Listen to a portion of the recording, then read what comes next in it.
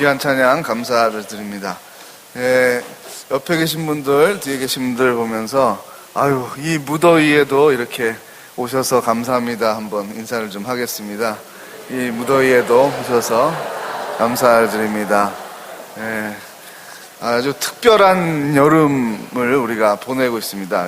더위도 대단해서 참 잠이 여러 번 깨는데 또 뭐 아랫집 옆집에서 또 막 소리를 질러가지고 오늘도 깜짝 놀라서 깼어요. 제가 귀가 밝아가지고 깜짝 놀랐는데 저희 둘째 아들도 일어나더니 이겼나? 소리가 왜 이러지? 그러더라고요. 그래서 야, 텔레비 틀어봐라 그랬더니 이겼어요. 승부차기로 이겼네요. 막 이러더라고요. 그래서 잠이 깼어요. 확 깼는데 참 우리나라가 참 대단한 것 같습니다. 경제성장도 대단하지만 스포츠도 정말 우리 인구에 비하면 정말 세계 최강이라고 말해도 과언이 아닙니다. 또 인터넷 기사를 보니까 나라의 경제력을 대비해서 종합순위를 매겼는데 어디가 1위겠습니까? 220개 참가국 중에서 1등이 북한입니다.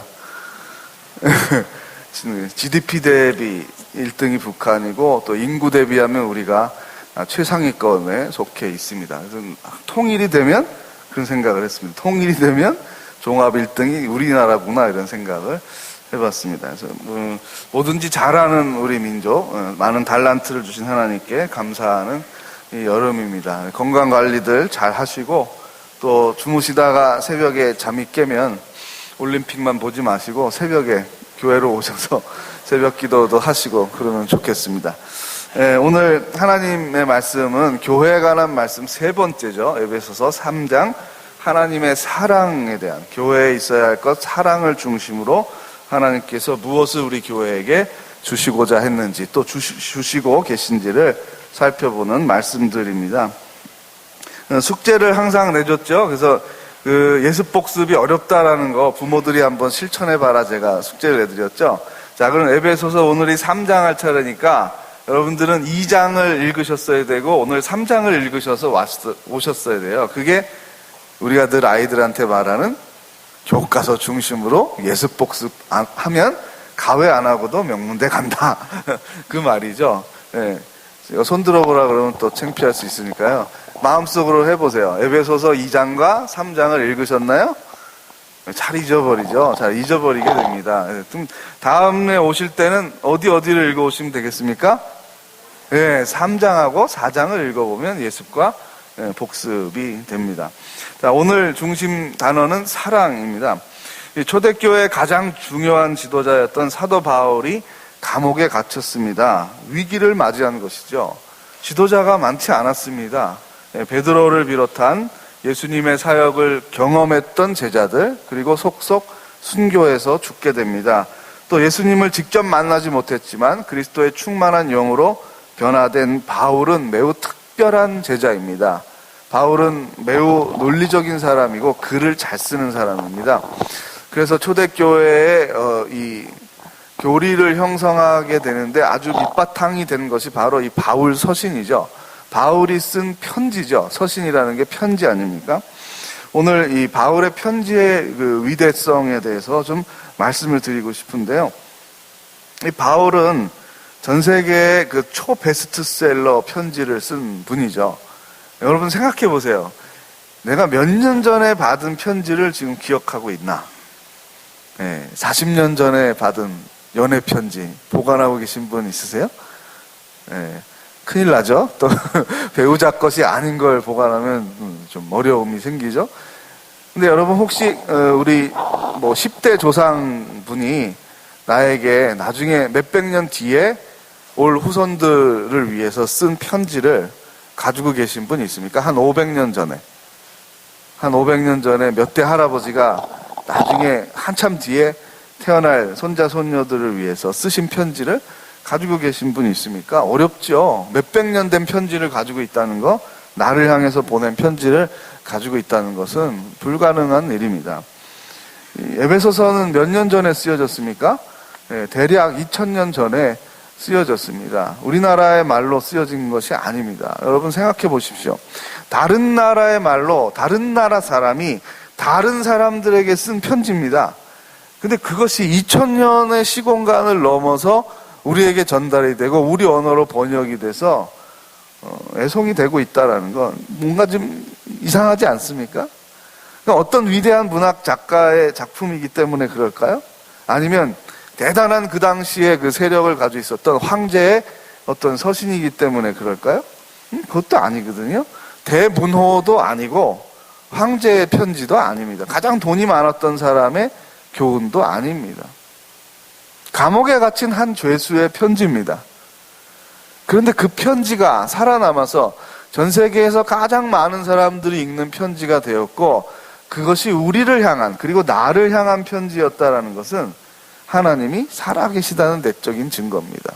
어떤 사람이 유산으로 100억을 남기면서 2000년 뒤에 어떤 사람들에게 전달해 다오, 이게 가능하겠습니까?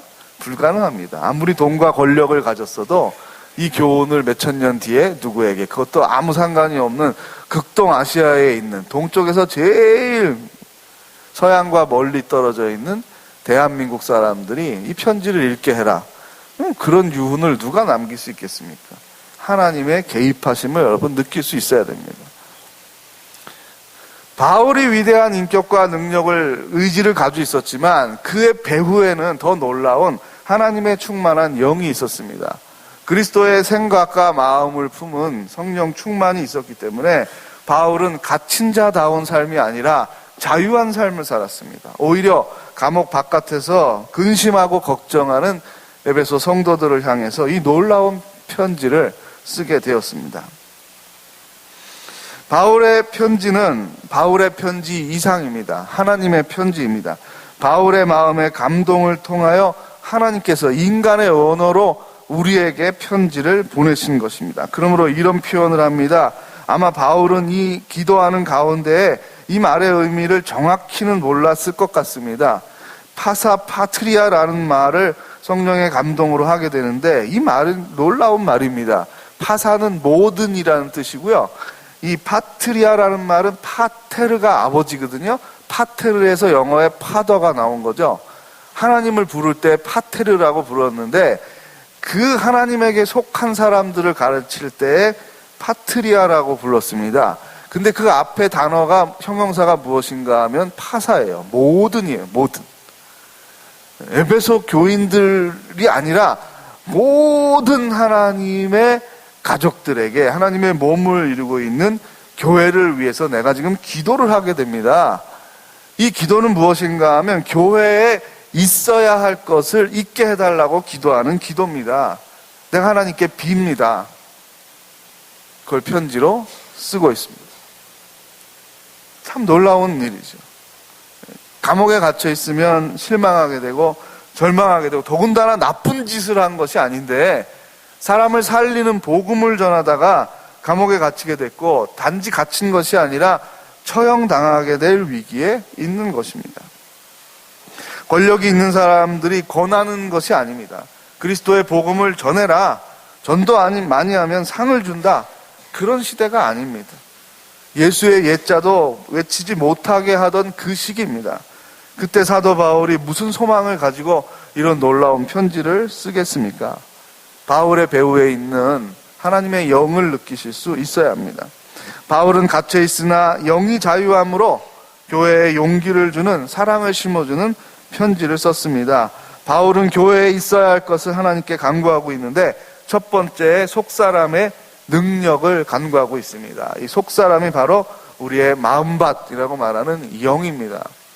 우리의 인격은 참으로 신비합니다.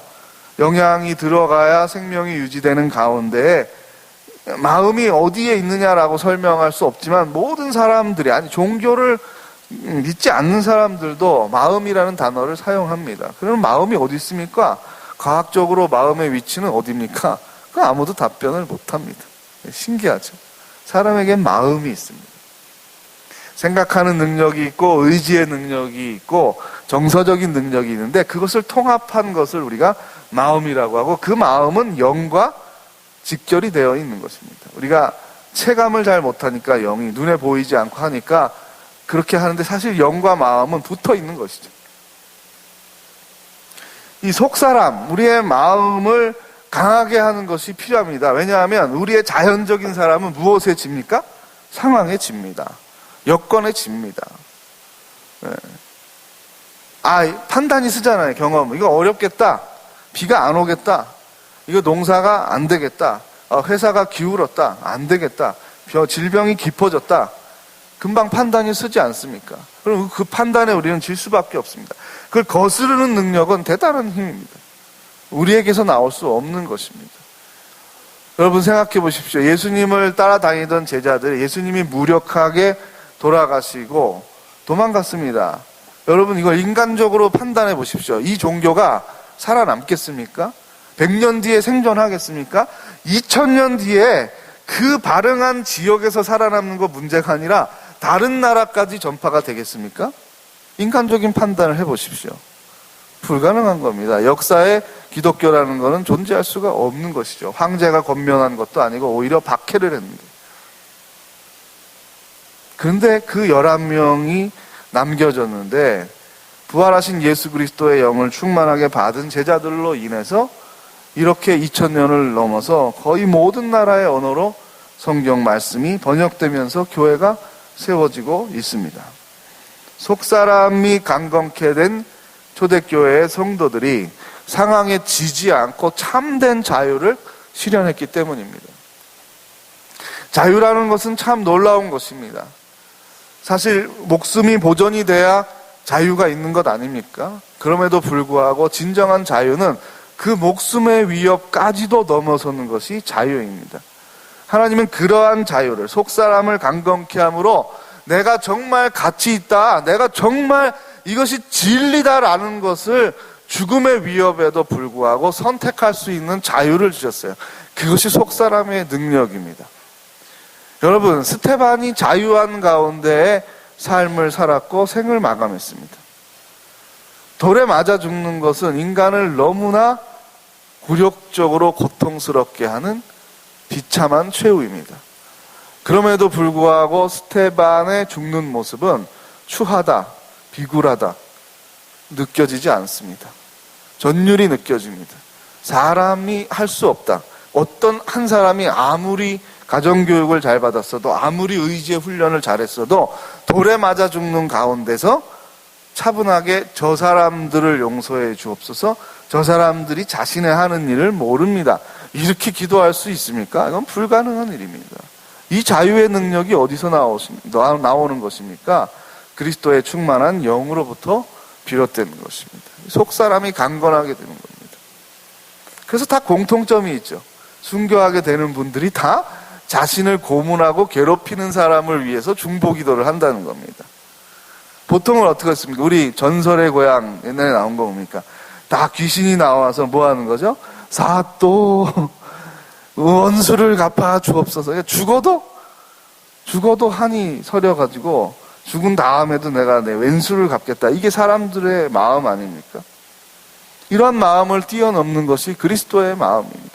십자가에 달리시면서도 얼마든지 천군을 불러서 다 없애버릴 수 있지만, 인간을 진멸할 수 있지만, 예수 그리스도께서는 그렇게 하지 않으셨습니다. 그것을 닮아가는 사람들이 바로 교회인데, 속사람이 능력으로 강건하게 되는 사람들입니다. 참된 자유를 실현하게 되는 사람들입니다.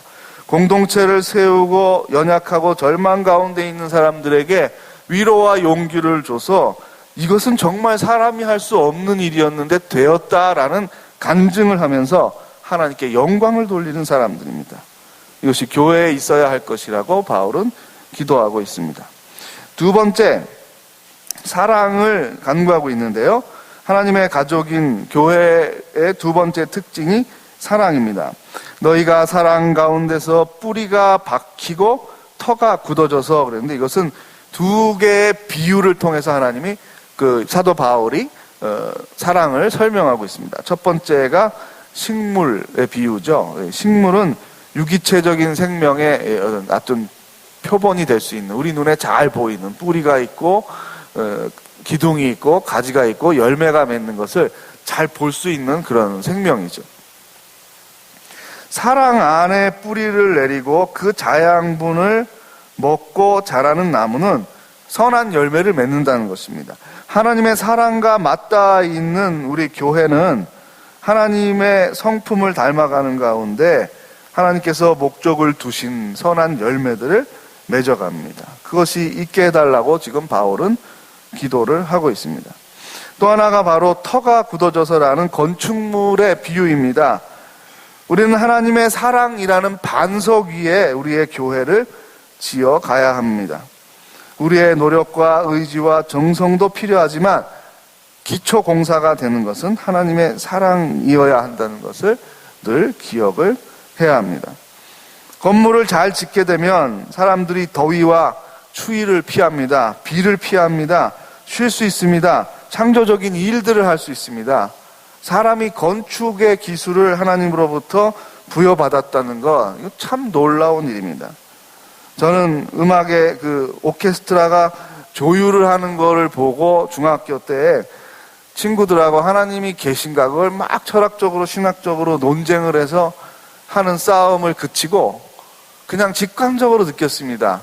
이런 연주를 100여 명이 모여서 할 수 있는 거는 사람이 할 수 있는 일이 아니다. 사람을 넘어서는 존재로부터 능력을 받은 것이다 라는 느낌을 주셨어요.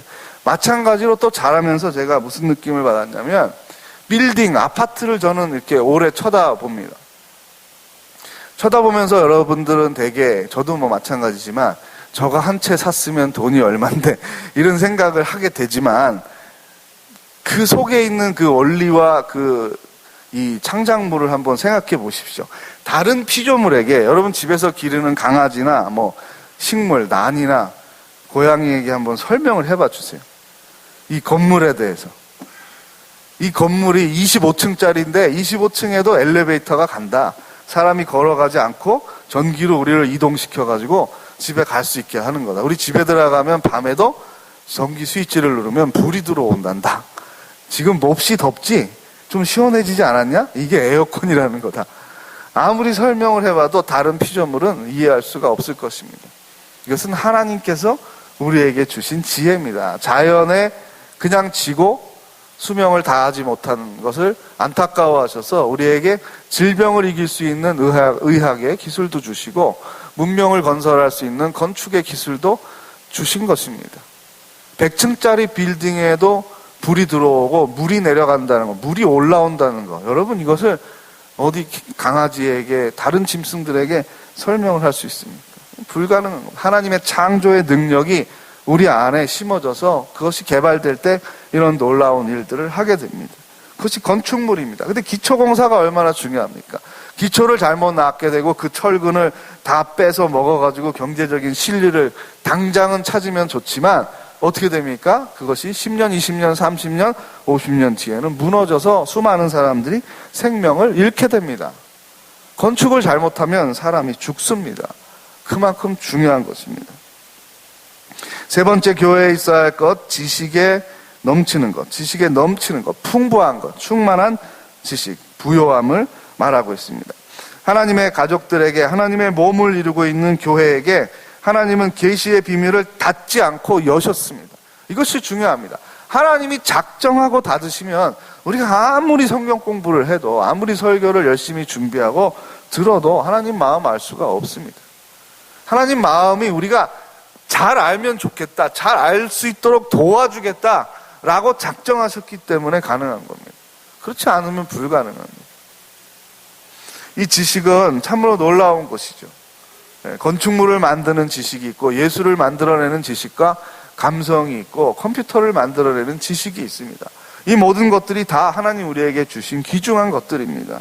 그러나 그 지식의 근본이 되는 것은 무엇입니까? 생명의 근원이 하나님께로부터 온 것임을 알고 늘 우리가 아무리 똑똑해도 아무리 대단한 능력을 가졌어도 하나님께서 주신 것이다.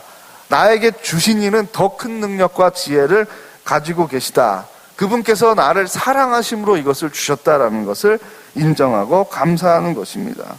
그러면 우리가 가지고 있는 지식을 넘어서서 지혜로 바뀌게 됩니다. 지혜는 하나님을 경외하는 가운데 이웃들과 화평을 이루며 공존하는 삶을 살게 합니다. 마음에 절망한 사람을 위로할 수 있습니다. 하나님의 지식은 그렇습니다. 포기하려고 한 사람들에게 새로운 생명력을 부여할 수 있습니다. 불화의 현장에 화해의 놀라운 생명력을 불어넣을 수 있습니다. 여러분 생각해 보십시오. 우리가 추구하는 일반적인 지식은 한계가 뚜렷합니다. 여러분 마음이 상했어요. 부부관계에 있어서 마음이 몹시 상했어요. 그런데 여러분 남편이 아내에게 여보 내가 수학 문제 한번 풀어줄게. 잘 풀지? 답 맞춰봐. 맞았어. 이런다고 그게 화해가 되겠습니까? 내가 세상에 있는 수도를 다 외웠어. 어느 나라 한번 듣도 보도 못한 나라의 수도를 나한테 질문해봐. 다 맞췄지? 그런다고 관계가 회복됩니까? 여러분 세상의 지식은 마음을 치유하고 관계를 회복시키는 데는 무력합니다. 하나님에 관한 지식을, 하나님의 인격적인 관계성을 맺게 되는 지식은 인간이 연구하고 알게 된 그런 학문과 예술의 지식과 감성을 뛰어넘는 생명력을 갖게 됩니다. 그러므로 바울은 감옥에 갇혀서 절망할 수밖에 없는 상황이지만 오히려 감옥 바깥에 있는 사람들에게 생기를 불어넣는 생명력이 넘쳐나는 편지를 쓰게 됩니다.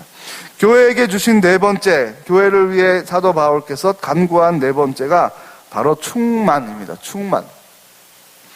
완전하게 가득 찼다라는 뜻입니다. 부족함이 없다라는 것입니다.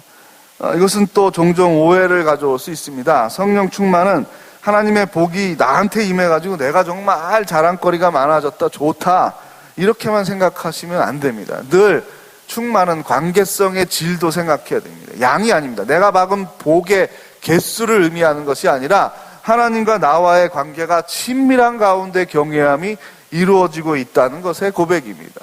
그러므로 하나님의 뜻을 좋아하는 거죠. 실현하는 거죠. 내가 하나님의 뜻을 실현하는 도구가 될 수 있다는 것에 너무나 큰 가치와 행복을 느끼는 겁니다. 그것이 충만함입니다.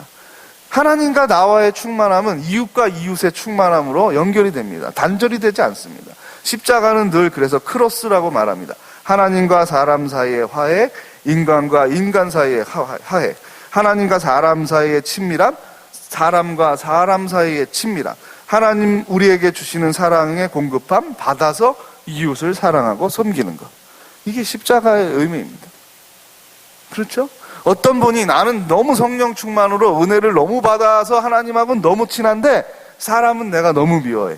이럴 수는 없는 겁니다.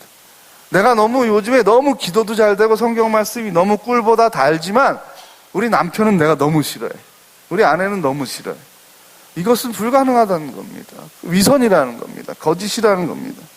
성령 충만한 사람은 어려운 상황을 극복해내고 하나님께 영광을 돌리는 아름다움을 만들어냅니다. 최고의 예술의 작품이죠. 아름다운 삶의 역사와 공동체를 만들어낸다는 것은 정말 스포츠에 우리가 열광도 하지만 올림픽 금메달보다 더 귀한 것이 하나님 원하시는 건강하고 아름다운 교회를 만드는 거예요. 야, 이 교회는 용산 지역에 있는 성강교회는 내가 꿈꾸고 목적을 세우고 디자인한 것에 맞는다, 맞아. 정말 이거다. 이게 금메달입니다. 영적인 금메달입니다. 그리스도 안에 있는 자유, 하나님과 이웃을 위한 자유의 실현을 하는 교회로 하나님 우리를 부르셨습니다. 감옥에 갇혀 있는 상황은 우리의 자유를 훼손하고 실망하게 하고 하나님과의 관계를 파괴하고 배교하게 할 수 있는 상황이었지만 그것을 충만함으로 인해서 극복을 했습니다. 바울과 베드로를 비롯한 초대교회의 지도자들이 이렇게 참된 교회의 모습을 가지고 계셨기 때문에 오늘 시공간을 넘어서 2000년이 지난 이 극동, 서양에서 볼 때 가장 멀리 떨어져 있는 나라에까지 복음이 들어와서 우리가 하나님께 예배를 드리고 있습니다. 그러므로 오늘 이 에베소서 이 편지의 수신자는, 이 편지를 읽고 받는 사람들은 에베소 성도들 뿐만 아니라 누구라고요? 우리들입니다. 우리들. 성광교회 성도들을 위해서 쓰신 편지입니다. 여러분 지금 한번 그렇게 체감하기 위해서 읽은 본문을 보시고요. 거기 너희가라는 게 있어요. 이 너희가가 에베소서의 성도들을 말하는 거죠. 근데 이 너희가가 바울은 성령의 감동에 의해서 파사파트리아라고 말했습니다. 오고 오는 세대에 하나님의 가족에 속하게 될 모든 사람들이 너희입니다. 우리가 포함되어 있습니다. 이 너희에게 여러분들 성광교회라고 한번 써보십시오. 그리고 두 번째는 여러분 이름을 써보십시오. 우리 개인에게 주신 편지이고 우리 교회에게 주신 편지입니다. 저는 가끔 그 휴가 있을 때 3일 정도 기도원에서 금식하고 신약성경을 읽었는데 오래전입니다. 10년도 더 됐을 때 에베소서를 읽다가 이 3장 이 말씀들을 읽으면서 이 너희가가 새롭게 다가왔어요. 저의 이름으로 그게 부각이 됐습니다. 이렇게 올라왔어요. 그런 마음을 하나님께서 주셨는데 제가 전율을 느꼈습니다.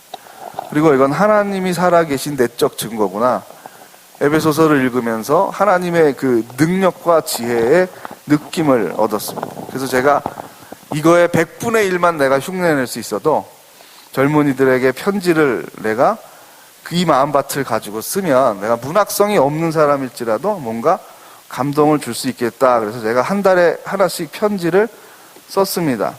그래서 그게 12개가 모여졌죠. 1년치 1월부터 12월까지 모여져서 그게 청년이여 강하고 아름다워라라는 책으로 출판이 됐었습니다. 근데 지금은 오래됐고 또 안 팔리니까 책이 안 나옵니다. 그래서 제가 한번 그 재본을 원본이 지금 한 권 남아 있는데 그걸 좀 재본해서 성도들에게 언제 좀 필요할 때 좀 제공을 해줄 것이다 이렇게 생각을 하고 있습니다. 기회가 되면 한번 읽어보시고요.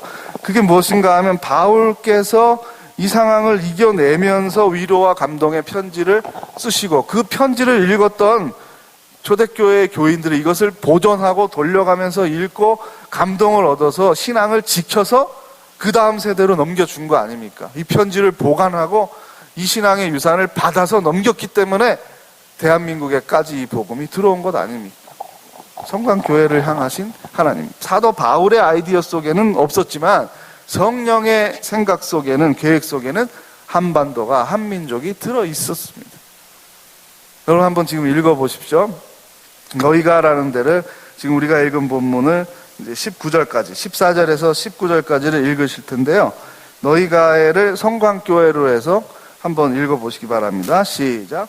이러므로 내가 하늘과 땅에 있는 각 족속에게 이름을 주신 아버지 앞에 무릎을 꿇고 비노니 그의 영광의 풍성함을 따라 그의 성령으로 말미암아 성광교회의 속사람을 능력으로 강건하게 하시오며 믿음으로 말미암아 그리스도께서 성광교회 마음에 계시게 하시었고 성광교회가 사랑 가운데서 뿌리가 박히고 터가 굳어져서 능히 모든 성도와 함께 지식에 넘치는 그리스도의 사랑을 알고 그 너비와 길이와 높이와 깊이가 어떠함을 깨달아 하나님의 모든 충만하신 것으로 성광교회에게 충만하게 하시기를 구하노라.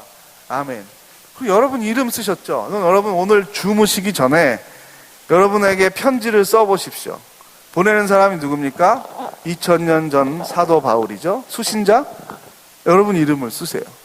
그리고 가로치고 하나님의 영에 감동한 바울 이렇게 쓰시면 되겠죠. 그건 틀림없는 사실입니다. 여러분 개인에게 이 말씀을 주셨습니다. 그래서 제가 돌아와서 저한테 제가 이메일을 보냈습니다. 이 너희를 제후라는 이름으로 바꿔가지고 이메일을 보내고 제가 이메일을 받았어요. 사도 바울로부터 제가 편지를 받았어요. 그러니까 예사롭게 느껴지지 않습니다. 수십 번도 더 읽었던 에베소서지만 몹시 다르게 느껴집니다. 그 안에 놀라운 생명력이 있다는 것을 교감하게 됩니다.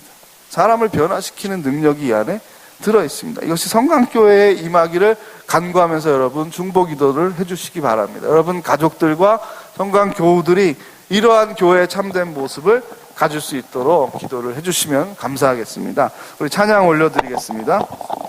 우리는 주의 백성이오니.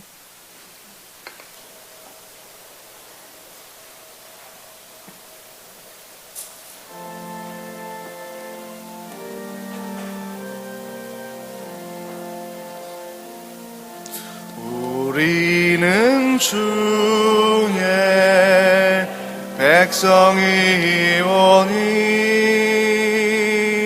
주의 그 큰 이름 선포합니다. 이곳 어두운 세상에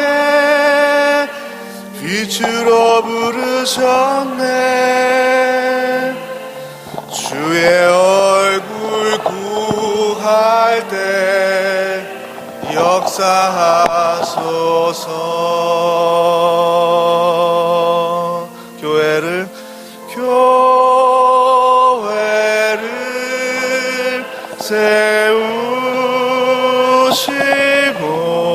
세우시고 이 땅 고쳐주소서.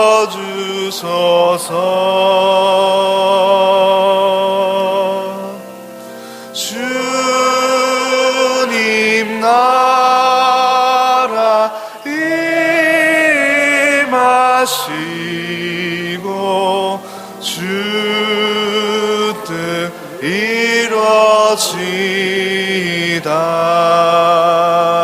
교회를 세우시고 교회를 세우시고 이 땅 고쳐주소서. 주님 나라 주님 나라 임하시고 주 뜻 이루어지다. 이 시간에 말씀을 기억하면서 우리 함께 기도할 때 사도 바울께서 감옥에 갇힌 그런 절망적인 상황 가운데서도 성령 충만하여 교회에 있어야 할 것을 중보기도 하시며 이렇게 미래의 모든 교회를 위해서 간구한 것을 오늘 우리가 읽었습니다. 성광교회를 향하신 하나님의 편지, 우리 개인을 향한 성령 하나님의 편지, 예수 그리스도의 편지라는 사실을 기억하는 가운데 에베소서의 말씀대로 실현되는 굳건하게 사랑의 반석을 세우고 사랑의 자양분을 먹는 식물과 같이 예수 그리스도의 성품을 닮아가는 선한 열매를 맺어가는 우리 개인과 가정과 성광교회 되게 해달라고 이 시간 함께 통성으로 기도하겠습니다. 하나님 아버지, 2000년 전에 사도 바울을 통하여 성령의 충만한 감동을 통하여 놀라운 편지를 쓰게 하셨고 그 편지가 오늘 우리에게까지 전달되도록 수많은 사람들을 동원하시고 예비하여 주시고 그 많은 박해의 고비들을 넘기며 순교를 각오한 자유한 신앙을 지키는 가운데서 우리 한국교회까지 이렇게 놀라운 복음이 들어온 것을 고백합니다. 이 감동스러운 편지를 그냥 형식주의에 빠져서 매너리즘에 빠져서 읽고 지나가지 않게 도와주시고 마음의 감동과 전율을 느끼게 하여 주시고 우리 개인을 향한 것으로, 가정을 향한 것으로, 그리고 우리의 몸된 교회, 성광교회를 향한 것으로 읽혀지게 하여 주옵소서. 그러한 마음밭을 허락하여 주시옵소서. 바울께서 우리 교회를 위하여 중보기도 하시며 쓰신 이 편지의 뜻대로, 그 말대로, 그 목적대로 실현이 되는 성광교회가 되기를 원하오니 하나님으로부터 받는 사랑을 공급받아 지식에 넘치는 부요함 가운데 사랑을 실현하며 반석 위에 우리의 교회를 세우게 하여 주옵시고 신앙과 사랑과 믿음의 소망의 반석을 세워나가는 우리 성도들 되게 하여 주시옵소서. 화평을 이루는 가운데 선교적인 삶을 살게 하여 주시고 지역사회를 섬기며 학교를 섬기며 일터를 섬기며 온 세상 열방을 향해 나아가는 성광교회가 되도록 그 마음밭을 허락하여 주시고 영적인 부흥과 성장을 이루어 주시옵소서. 우리를 먼저 사랑해 주신 예수 그리스도의 이름으로 기도하옵나이다. 아멘.